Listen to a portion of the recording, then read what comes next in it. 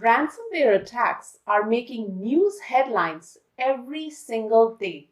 As a result, many cybersecurity insurance companies are shying away from providing coverage if you do not have a mature security program. This has led many organizations, both public and private, to adopt a risk-based approach to strategize and prioritize their information security program. In this video, I will help you understand the basic terms to build the foundational knowledge needed to understand risk management processes and frameworks, which we will cover in upcoming videos. Hi, my name is Reet Kaur. Welcome to Sekaurity, where we will together explore information security concepts using simple ways that anyone can understand. William Faulkner, an American writer, once said, "You cannot swim for new horizons until you have courage to lose sight of the shore."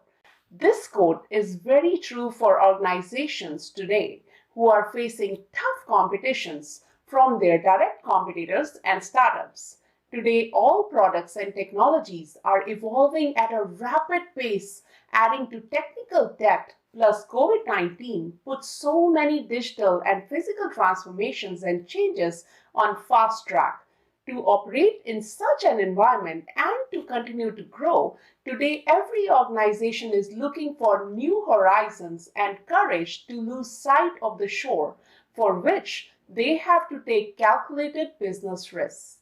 Therefore, many organizations start by evaluating their capacity to take on these new risks.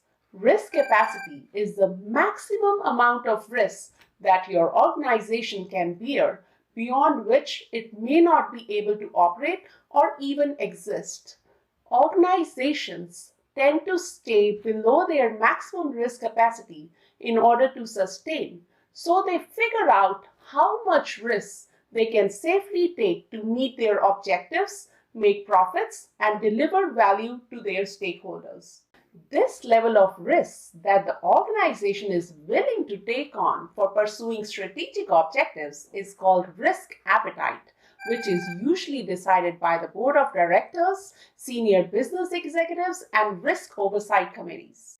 With the evolving threat landscape, where your adversaries are trying to gain unauthorized access to sensitive data, and the increasing vulnerabilities or weaknesses in people, processes, and technology within your environment, you need to proactively manage risks to keep them within the risk appetite level of your organization while enabling the business in meeting its core strategic objectives. Management of these security risks involves 5 steps: risk identification, analysis, assessment, treatment, and monitoring.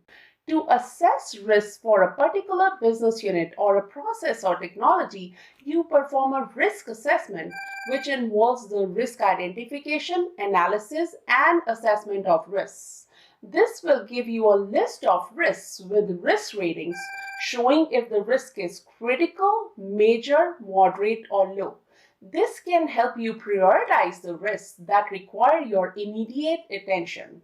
For example, if the risk appetite of your organization is medium and the risk is critical, then you will have to implement security controls to reduce the risk to be well within your risk appetite.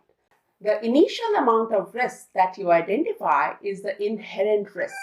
This risk is before you implement any safeguards or security controls to reduce the risk. Then, based on your assessment and the risks you identified, you start implementing security controls to reduce this inherent risk to acceptable levels and stay within your risk appetite. One thing which you need to understand is that the risk can never be completely eliminated. There will always be some level of risk remaining. The amount of risk that remains after you have implemented security controls to reduce the inherent risk to an acceptable level is the residual risk. For example, if you put an intrusion prevention system or a properly configured firewall to prevent bad guys from intruding into your network, these controls may reduce the risk of intrusions into your environment, but there are other risks which did not get removed by network security. For example, endpoint-based security. This is the residual risk. Now you will have to put additional security controls in place to reduce this residual risk.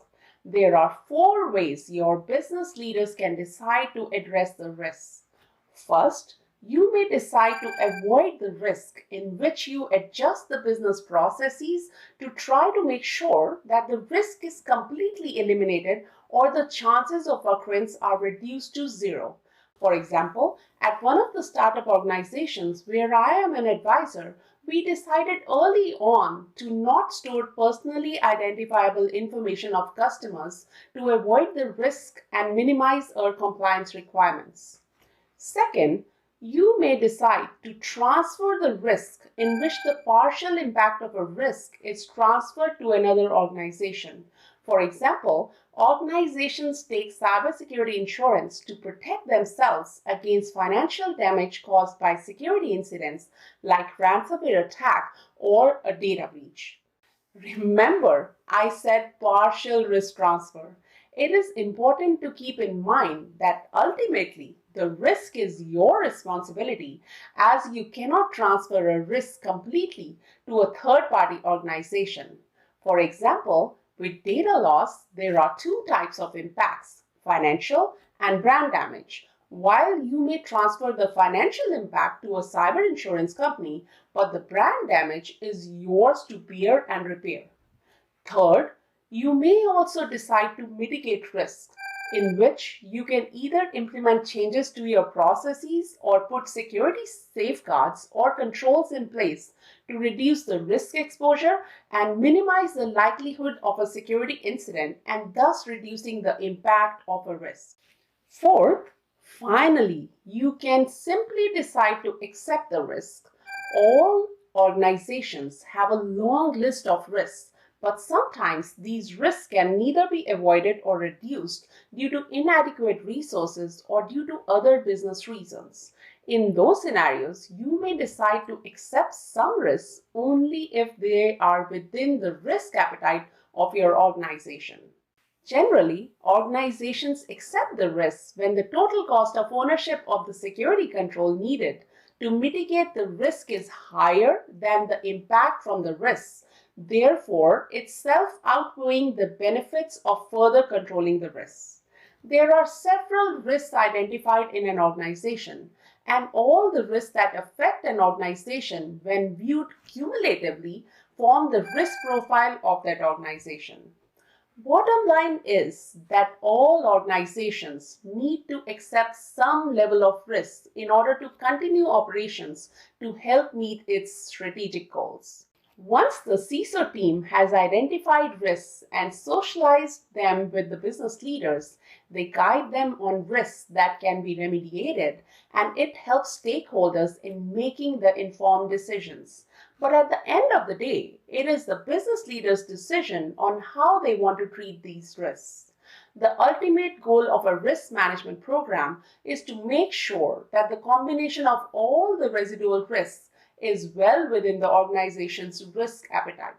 Hope that today's foundational topic covering basic risk terms was useful to you before we start talking about the other advanced topics in risk and security.